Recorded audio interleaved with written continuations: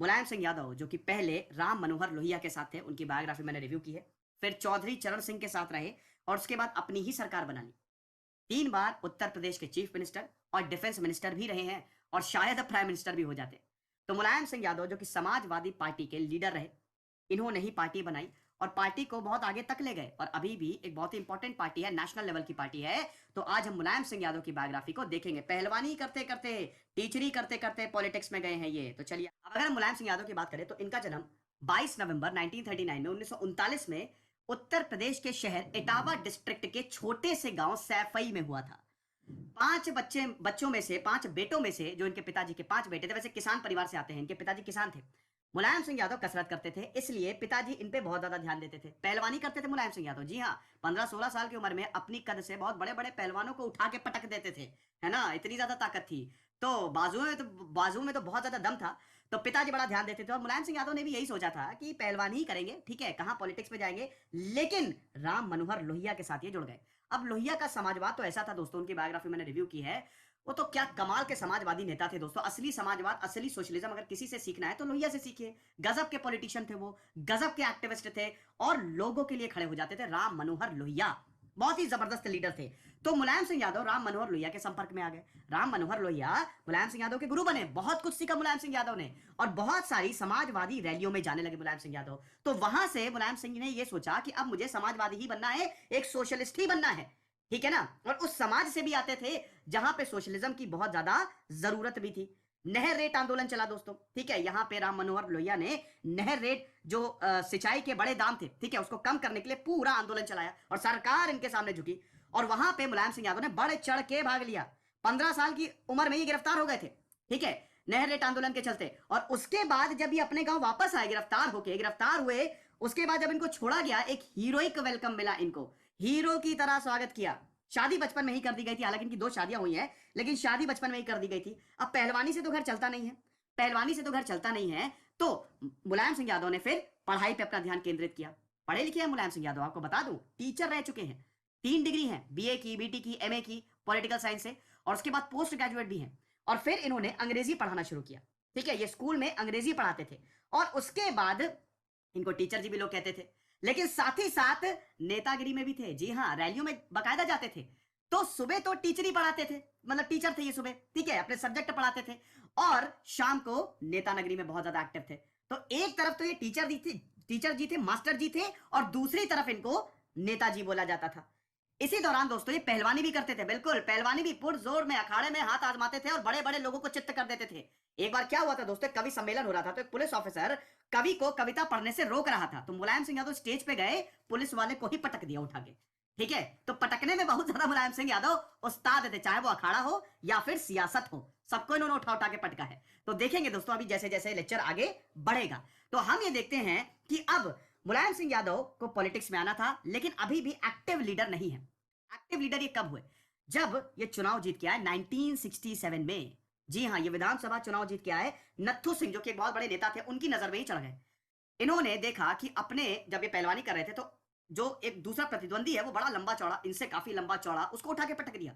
तो वहां से नत्थू सिंह इनके मुरीद हो गए और बहुत प्यार करते थे नत्थू सिंह। अपनी सीट पे इनको टिकट दिलाया और बोला कि मेरी सीट पे चुनाव लड़ो। तो जसवंत नगर से इन्होंने चुनाव जीता और 8 टाइम्स तक वहां से चुनाव लड़के आते रहे, ठीक है। तो 1967 खाली 28 साल की उम्र में ये विधानसभा में पहुंच गए थे उत्तर प्रदेश की। उस समय बहुत यंग नेता थे, बहुत यंग थे, और अखिलेश यादव के साथ भी यही हुआ। अखिलेश यादव भी जब पॉलिटिक्स में, इनफैक्ट जब चीफ मिनिस्टर बने तो वो यंगेस्ट थे, ठीक है। तो मुलायम सिंह यादव सिर्फ 28 साल में नेता बन गए थे, सिर्फ 28 साल में विधायक बन गए थे, विधानसभा से चुन के आ गए थे। क्यों? क्योंकि नत्थू सिंह की इन पे कृपा हो गई। अब राम मनोहर लोहिया तो इनके गुरु थे ही थे, ठीक है, लेकिन फिर देखते हैं कि लोहिया का देहांत हुआ। अब जब लोहिया का देहांत हुआ 1968 में, तब ये चौधरी चरण सिंह के संपर्क में आए और चौधरी चरण सिंह के भी बहुत ज्यादा करीब थे, इनके दूसरे गुरु चौधरी चरण सिंह। लेकिन चौधरी चरण सिंह के एक बेटा भी था, कौन? अजीत सिंह। अजीत सिंह फॉरेन में पढ़ रहे थे और अजीत सिंह जब वापस आए, जब चौधरी चरण सिंह का देहांत हुआ, तो पिता की सियासत को कौन संभालेगा? बेटा संभालेगा। लेकिन जो जनमत संग्रह था वो मुलायम सिंह यादव के साथ था, जो लोग थे वो मुलायम सिंह यादव के साथ थे। तो वो भी कहानी बड़ी दिलचस्प है कि 1989 में कैसे मुलायम सिंह यादव को चीफ मिनिस्टर बनाया गया, ठीक है। अब यहां पे दोस्तों हम देखते हैं कि 1975 आते आते ये शहर शहर गांव गांव साइकिल से घूम रहे थे। क्योंकि विधानसभा इलेक्शन होने वाले थे। ठीक है, तो साइकिल से हर जगह जा रहे थे और सामने थी इनके कांग्रेस। अब कांग्रेस का उस समय बहुत ज्यादा दबदबा था। ठीक है, कांग्रेस के पास सारी मशीनरी थी, लेकिन मुलायम सिंह यादव यहाँ पे साइकिल से जा रहे हैं, पैदल जा रहे हैं, गांव में लोगों से मिल रहे हैं, समाजवाद फैला रहे हैं। ठीक है, और ये उनको इसका बहुत ज्यादा फायदा भी हुआ। लेकिन दोस्तों इसी दौरान क्या हुआ, 1975 में इमरजेंसी लगा दी गई और 1.5 साल तक मुलायम सिंह यादव को जेल में बंद कर दिया गया। बहुत वक्त तक मुलायम सिंह यादव जेल में रहे और वहां पे जेल में बहुत बड़े बड़े नेताओं से मुलाकात की। 1977 में जयप्रकाश जो जयप्रकाश नारायण ने उनकी बायोग्राफी मैंने रिव्यू किया, जो आंदोलन शुरू किया था टोटल रेवोल्यूशन, उसको उसका जो साथ है वो मुलायम सिंह यादव ने दिया। मुलायम सिंह यादव जेपी का जो पूरा आंदोलन था उसको बढ़ चढ़ के उसमें हिस्सा ले रहे थे। और फिर 1975 में दोस्तों इमरजेंसी लगी, इमरजेंसी हटी, तब जब जनता पार्टी की सरकार आई उसमें पशुपालन मंत्री हुए। अब मुलायम सिंह यादव को कोई सीरियसली नहीं लेता था शुरू में, आपको यह भी जानने की जरूरत है। मुलायम सिंह यादव एक ऐसे नेता थे जिनको बहुत सीरियसली नहीं लिया जाता था। पशुपालन मंत्री दिया गया तो इनको सब चिढ़ाते थे, इनको बोलते थे कि जहां से आ रहे हैं ये वही मंत्रालय इनको दे दिया, जो बचपन से काम करते आए हैं वही मंत्रालय इनको दे दिया। लेकिन मुलायम सिंह यादव तो मुलायम सिंह यादव है। उसके बाद दोस्तों हम ये भी देखते हैं कि एक और बहुत बड़ा मौका आया। अब जब जनता पार्टी खत्म हुई, मतलब जनता पार्टी का जब कोई भविष्य नहीं दिखा, जनता पार्टी टूटी, तब ये लोकदल से जुड़े। ठीक है, लेकिन यहां पे भी राह आसान नहीं थी। अभी मैंने आपको बताया कि इनको कोई ज्यादा सीरियसली नहीं लेता था, तो ये बड़ी दिक्कत थी इनके। लेकिन फिर बाद में इनको हर कोई बहुत ज्यादा सीरियसली लेने लगा। ठीक है ना, इनको फिर बाद में बहुत ज्यादा सीरियसली लिया गया। लोकसभा से भी चुन के आए, लोकसभा से चुन के आए, 1996 से लेकर 1998 तक ये लोकसभा चुन के आए। ठीक है, मैनपुरी इनकी कंस्टिट्यूएंसी थी। अब यहां पे ये अपने परिवार वालों को भी साथ लाने लगे। दोस्तों मुलायम सिंह यादव पे भतीजावाद, परिवारवाद का बहुत ज्यादा आरोप लगता है। एक समय पे इन्होंने अपने परिवार के 20 से ज्यादा सदस्यों को इंपॉर्टेंट पोजीशंस दे दी थी और इसकी शुरुआत हुई थी शिवपाल यादव से। शिवपाल यादव जो कि मुलायम सिंह यादव के भाई हैं। ठीक है, और शिवपाल यादव ने बहुत काम किया मुलायम सिंह यादव के लिए। तो हुआ क्या कि 1987 में उनको सहकारी बैंकों का, कोऑपरेटिव बैंक्स का अध्यक्ष बना दिया गया। उस समय कोऑपरेटिव बैंक की बहुत ज्यादा पावर होती थी। ठीक है, और वहां से पैसा भी बहुत ज्यादा आता था। ऐसे ही दोस्तों राम गोपाल यादव के साथ हुआ। राम गोपाल यादव भी इनके कजन थे। राम गोपाल यादव बहुत ही पढ़े लिखे थे, फिजिक्स के टीचर थे। ठीक है, फिजिक्स पढ़ाते थे भैया, जो फिजिक्स पढ़ाते हैं बहुत पढ़े लिखे होते हैं मैं इसलिए नहीं कह रहा हूं मैंने फिजिक्स पढ़ी है, वैसे मैंने एमए इन हिस्ट्री भी किया है। आपको ये भी बता दो, अक्सर लोग मुझसे पूछते रहते हैं सर आप इतिहास कैसे पढ़ा लेते हैं। पढ़ने का मुझे बहुत शौक है और एमए हिस्ट्री भी मेरा है, हिस्ट्री से मैं नेट जेआरएफ हूं। चलिए ठीक है, अपनी बात हो गई। तो अब हम मुलायम सिंह यादव पे आते हैं। तो यहां पे दोस्तों है कि राम गोपाल यादव को भी इन्होंने बहुत ही इंपॉर्टेंट पोजीशन दी, तो अपने परिवार वालों को भी ये पॉलिटिक्स में लेके आए। अच्छा, 1973 में दोस्तों अखिलेश यादव का भी जन्म हुआ था। एक और चीज बताना चाहता हूं दोस्तों, जब ये इटावा में थे, जब ये नेता थे, 1980s की बात है दोस्तों, तो इटावा में दोस्तों इनको, इनकी जान को बहुत ज्यादा खतरा था। एक्चुअली वहां पे चंबल के डाकुओं का आतंक था। ठीक है, अगर हम इटावा की बात करें तो हुआ क्या कि बलराम सिंह जो थे वो भी एक नेता थे और वो पॉलिटिकल राइवल थे मुलायम सिंह यादव के। और मुलायम सिंह यादव पर उस समय बहुत ज्यादा खतरा मंडरा रहा था। ठीक है, और बहुत ज्यादा हमले भी होते थे मुलायम सिंह यादव पे, यहां तक कि ये तक कोशिश की गई कि इनका एनकाउंटर करवा दिया जाए। तो अखिलेश यादव को उन्होंने हटा दिया था और उनको राजस्थान शिफ्ट कर दिया था कि तुम वहां पे जाके पढ़ो। और फिर बाद में अखिलेश यादव ने मैसूर से इंजीनियरिंग की और फिर वो ऑस्ट्रेलिया चले गए और फिर वापस आए, अपने पिताजी की सियासत को उन्होंने संभाला। उन्होंने स्टेज वैसे ही अखिलेश यादव के लिए पूरा सेट कर दिया था कि तुमको ही मेरी सत्ता संभालनी है। लेकिन फिर बाद में दोस्तों जो हुआ आपने देखा किस तरीके से शिवपाल यादव, मतलब समाजवादी पार्टी के दो धड़े हो गए, एक अखिलेश यादव का, एक शिवपाल यादव का। वो भी आपने देखा, मुलायम सिंह यादव शिवपाल यादव को सपोर्ट कर रहे थे और अखिलेश यादव राम गोपाल यादव अलग हो गए। वो भी आपने देखा। ये तो खैर ऐसा नहीं होना चाहिए था, तो गलत हुआ। ठीक है, अच्छे सीन्स नहीं थे ये कि जब शिवपाल यादव ने अखिलेश यादव के, बिल्कुल ये पब्लिक है, इसके तो फुटेज अवेलेबल है, आप देखिएगा यूट्यूब पे, माइक छीन लिया था, सरेआम माइक छीन लिया था। 2017-2018 की बात है ये, कि अखिलेश यादव मुख्यमंत्री जी झूठ बोल रहा है। बहुत ही उस समय न्यूज पे चला था। तो बाद में तो सपा में ही स्प्लिट हो गई। ठीक है, लेकिन चलिए हम यहाँ पे वापस आते हैं। तो अब दोस्तों 1989 में बहुत इंपॉर्टेंट चीज हुई। 1989 में दोस्तों क्या हुआ कि 1989 में हुए विधानसभा इलेक्शन। उस समय विधानसभा के इलेक्शन थे और लोकसभा के भी इलेक्शन थे। 1987 में चौधरी चरण सिंह की मृत्यु हो गई। चौधरी चरण सिंह की बायोग्राफी मैंने कवर किया, आप देख लीजिएगा। तो चौधरी चरण सिंह की मृत्यु हो गई और लोकदल टूट गया। ठीक है, अब चौधरी चरण सिंह के बेटे थे अजीत सिंह। अब अजीत सिंह टेक्निकली देखा जाए तो अजीत सिंह जो है वो चौधरी चरण सिंह के वारिस, ठीक है, उनकी जो सियासत है वही संभालेंगे। लेकिन प्रॉब्लम ये थी कि अजीत सिंह बड़े इंटेलेक्चुअल इंसान, वो बाहर से, फॉरेन से पढ़ाई करके लौटे। यहां मुलायम सिंह ने अपना ग्राउंड पूरा तैयार किया था। ठीक है, लोगों का सपोर्ट था, गांव गांव गए, साइकिल से घुमा और वहां से फिर मुलायम सिंह यादव निकले थे, तो लोगों का सपोर्ट था मुलायम सिंह यादव को। तो ये जो एपिक फ्यूड है बिटवीन मुलायम सिंह यादव एंड अजीत सिंह, अब ये शुरू हो गई। अब चौधरी चरण सिंह की सियासत को कौन संभालेगा? 1989 में इसका फैसला हो गया। 1989 में दोस्तों जब वीपी सिंह की सरकार बनी, ठीक है, वीपी सिंह के काफी करीब थे अजीत सिंह। ठीक है, तो 1989 में दोस्तों आपको पता ही है कि कांग्रेस को इधर बोफोर्स घोटाला हुआ, और बोफोर्स घोटाला वो सबसे बढ़िया मूवमेंट था विपक्षी पार्टियों के लिए जो सत्ता में आना चाहती थी। भर भर के कांग्रेस पे हमले हुए और 1989 में यहाँ पे यूपी में भी, मतलब यहाँ पे कांग्रेस को सफलता नहीं मिली। ठीक है, अब जब कांग्रेस को सफलता नहीं मिली तो यूपी के जो विधानसभा चुनाव है उसमें चुना कौन जाएगा? तो यहां पे दोस्तों 1989 में जब विधानसभा के इलेक्शन हुए तो कौन चुना जाएगा चीफ मिनिस्टर? अब देखिए, इसमें जो सरकार आई है, ठीक है, जो 1989 में, वो जनता दल की आई है। अब जनता दल तो कोलिशन था एक तरीके से, ठीक है। हुआ क्या कि 1989 में जब विधानसभा के इलेक्शन हुए तो दो दावेदार थे, मेन दो दावेदार। एक तो चौधरी चरण सिंह के बेटे अजीत सिंह, जिसको चीफ मिनिस्टर बनाना था उत्तर प्रदेश का, और एक थे मुलायम सिंह। अब चौधरी चरण सिंह के जो बेटे थे अजीत सिंह, उनको सपोर्ट था वीपी सिंह का। वीपी सिंह उनको सपोर्ट कर रहे थे, और मुलायम सिंह यादव जो थे उनको विधायकों का सपोर्ट था। अब विधायक दल की मीटिंग बुलाई गई और बहुत ही टेंस्ड माहौल में वोटिंग हुई कि किसको नेता चुना जाना है, कौन चीफ मिनिस्टर बनाया जाए उत्तर प्रदेश का। और अल्टीमेटली जब वोटिंग खत्म हुई, बहुत टेंस्ड माहौल था, मुलायम सिंह यादव के चेहरे पे एक मुस्कान थी, वो बाहर आए और साफ था कि मुलायम सिंह यादव को चीफ मिनिस्टर बना दिया गया है।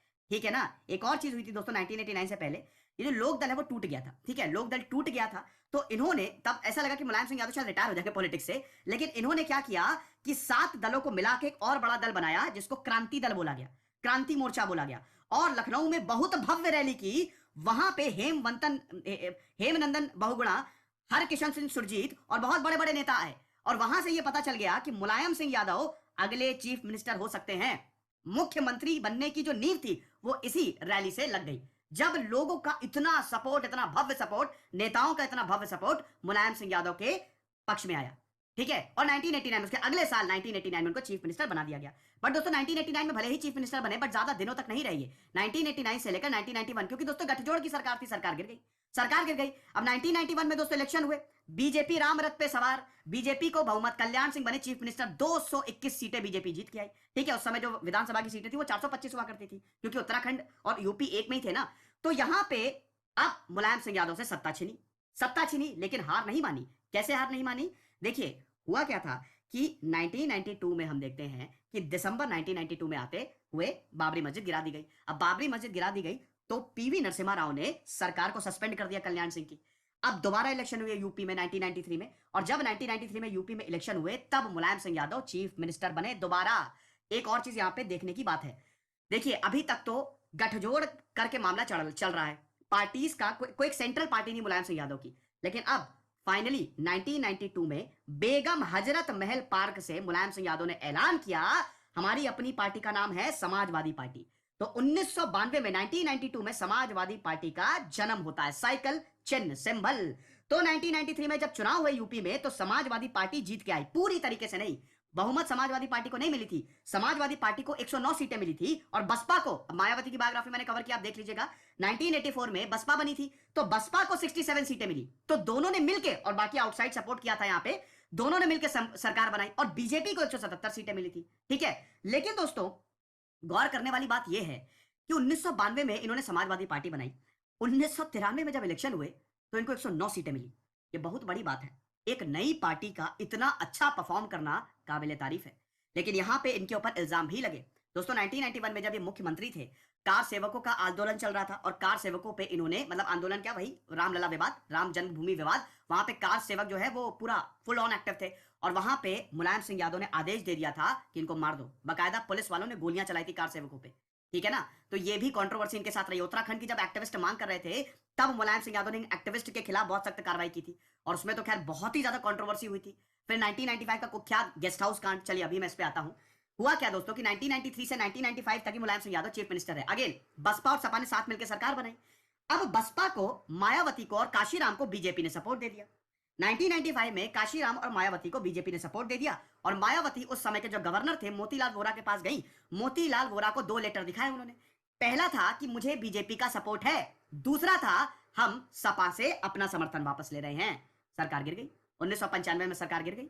तो दोबारा जब चीफ मिनिस्टर है मुलायम सिंह यादव, खाली 2 साल के लिए, लेकिन मुलायम सिंह यादव को जब ये पता चला, आग बबूला हो गए। एग्रेसिव पॉलिटिशियन है मुलायम सिंह यादव, बहुत एग्रेसिव पॉलिटिशियन है। कुख्यात गेस्ट हाउस कांड, उत्तर प्रदेश के लखनऊ जो कैपिटल है, एक guest house, state guest house में स्वीट नंबर 1 और 2 मायावती ठहरी हुई।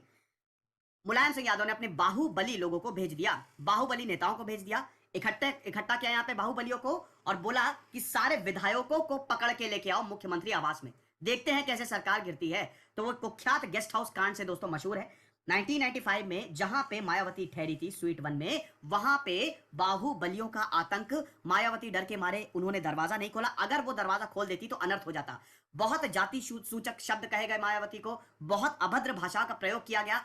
कुछ जो विधायक हाथ में आ गए थे इन बाहुबलियों के, उनको पीट पीट के वैन में डाल के मुख्यमंत्री आवास ले जाया गया, ब्लैंक पेपर में साइन कर दिया था। उन विधायकों ने इतना ज्यादा डर गए थे, लेकिन अल्टीमेटली यहाँ पे डीएम आए और वहां के जो एसएचओ थे, और ब्रह्मदत्त द्विवेदी, मायावती ब्रह्मदत्त द्विवेदी को अपना भाई मानती थी, तो ब्रह्मदत्त द्विवेदी है, तब वहां पे जाके फिर मायावती को बचाया गया, उनकी जान बच पाई, वरना अनर्थ हो जाता। तो ये कंट्रोवर्सी जो है ना, ये भी मुलायम सिंह यादव के साथ जुड़ी हुई है। तो 1995 में दोस्तों, और बाकायदा इनके ऊपर चार्जेस भी फ्रेम हुए थे, लेकिन अभी तक इनको कोई सजा नहीं हुई है। ठीक है, तो 1995 में ये चीफ मिनिस्टर नहीं रहे। ठीक है, अब 1997 में दोस्तों जब इलेक्शन होते हैं, तो 1997 से लेकर 2002 तक बीजेपी की सरकार रही।